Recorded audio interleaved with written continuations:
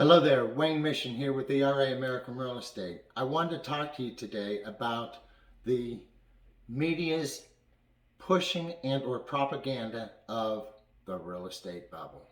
We've heard this so many times, I'm getting sick of it, honestly. I want you guys to remember today's real estate market has a shortage of homes, not a surplus. The supply of an inventory needed to sustain a normal market is about 6 months. Anything more than that is an abundance, and that's when we will see prices depreciate. But today's market is not in an abundance of inventory. Today's market is experiencing a shortage of inventory.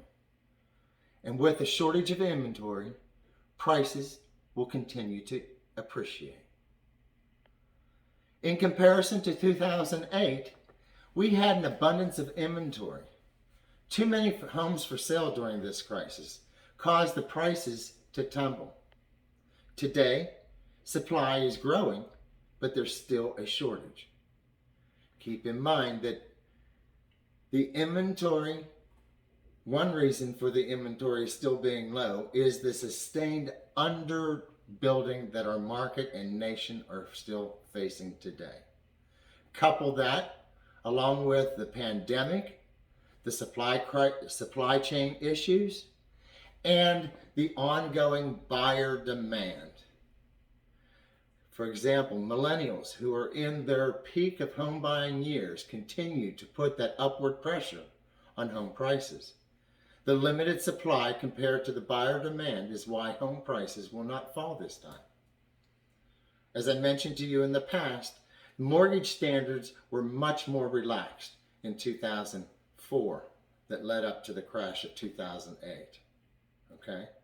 Up to 2006, the banks were creating artificial demand by lowering the lending standards, making it easier for just about anyone to qualify for a home loan and or refinance their existing.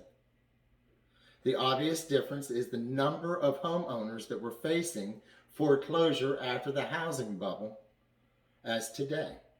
Foreclosures today has been on the way down since the crash, and today's buyers are much more qualified and much less likely to default on their existing loans.